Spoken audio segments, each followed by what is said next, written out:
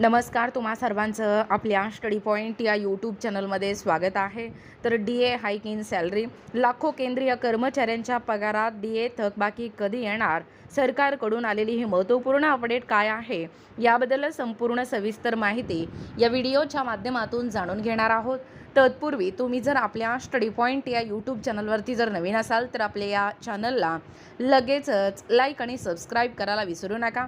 चला तर मग वेळ वाया न घालवता सरकारकडून ही मोठी आणि महत्त्वपूर्ण अपडेट काय आहे ते या ठिकाणी आपण जाणून घेऊया. बघा, या ठिकाणी तुम्ही टायटल पाहू शकता. टायटल काय आहे बघा, DA हाईक इन सॅलरी, लाखो केंद्रीय कर्मचाऱ्यांच्या पगारात DA थकबाकी कधी येणार? सरकारकडून मोठी आणि महत्त्वपूर्ण अपडेट. बघा, अपडेट काय सांगतोय. एकूणच या ठिकाणी DA हाईक, महागाई भत्ता म्हणजेच DA वाढीनंतर आता केंद्रीय कर्मचारी आणि निवृत्त कर्मचाऱ्यांचे लक्ष या थकबाकीकडे लागले आहे.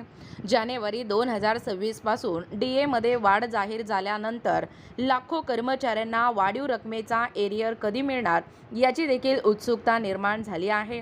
दरम्यान सरकारच्या प्रक्रियेबाबत काही महत्त्वाची माहिती समोर आली आहे. बघा, DA मध्ये 2% वाढ.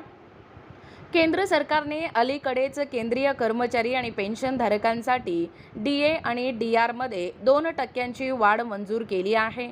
यामुळे DA दर 58% वरून 60% पोहोचला आहे. ही वाढ जानेवारी 2026 पासून लागू करण्यात आली आहे.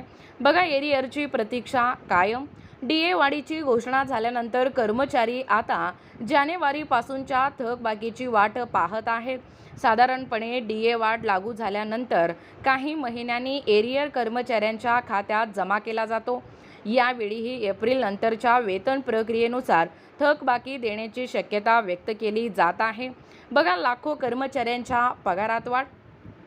खरं तर DA हा मूलभूत पगारावर आधारित असतो, त्यामुळे 2% वाढ झाल्यानंतर लेवल 1 पासून लेवल 18 पर्यंतच्या कर्मचाऱ्यांच्या पगारात वाढ होणार आहे. ज्याचा बेसिक पगार जास्त आहे त्यांना अधिक आर्थिक फायदा मिळणार आहे. बघा, पुढे अपडेट काय सांगतोय. पेन्शनधारकांनाही मिळणार फायदा. फक्त कार्यरत कर्मचारीच नव्हे तर निवृत्त कर्मचाऱ्यांनाही म्हणजे डिअरनेस रिलीफ म्हणजे DR वाढीचा लाभ मिळणार आहे. वाढीव DR मुळे पेन्शनमध्येही वाढ होणार असून जानेवारी 2026 पासूनची थकबाकी त्यांनाही दिली जाऊ शकते. बघा, थकबाकीवर अजूनही संभ्रम.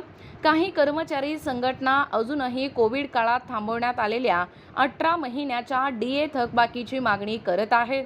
मात्र वित्त मंत्रालयाने याबाबत स्पष्ट भूमिका घेतली असून सध्या ती रक्कम देण्याचा कोणताही प्रस्ताव नसल्याचे सांगितले आहे. बघा, पुढे अपडेट काय सांगतोय. महागाईमुळे DA वाढीला महत्त्व. देशातील वाढती महागाई, घर खर्च, औषधे आणि इतर जीवनावश्यक वस्तूंचे वाढलेले दर लक्षात घेता DA वाढ कर्मचाऱ्यांसाठी कर्मचारी वर्गांसाठी मोठा दिलासा मानला जातो. सरकार दर 6 महिन्यांनी महागाई निर्देशांकाचा आढावा घेऊन DA वाढ निश्चित करते. बघा, पुढे अपडेट काय सांगतोय. पुढे 8वा वेतन आयोगही ठरू शकतो महत्त्वाचा. सध्या सरकारी कर्मचारी 8व्या वेतन आयोगाबाबतही मोठ्या अपेक्षित आहे. DA दर सातत्याने वाढत असल्यामुळे भविष्यात मूलभूत वेतनात मोठे बदल होण्याची शक्यता तज्ज्ञांकडून व्यक्त केली जात आहे. काही कर्मचारी संघटनांनी DA ला बेसिक पगारात विलीन करण्याची मागणीही केली आहे. बघा, पुढे अपडेट. एकूणच अशा पद्धतीने या ठिकाणी आत्ताच पाहिल्याप्रमाणे हा जो DA हाईक इन सॅलरी आहे म्हणजे लाखो केंद्रीय कर्मचाऱ्यांच्या पगारात DA थकबाकी कधी येणार, सरकारकडून आलेली ही महत्त्वपूर्ण आणि मोठी अपडेट काय आहे याबद्दल संपूर्ण सविस्तर माहिती या व्हिडिओच्या माध्यमातून जाणून घेण्याचा प्रयत्न केलेला आहोत.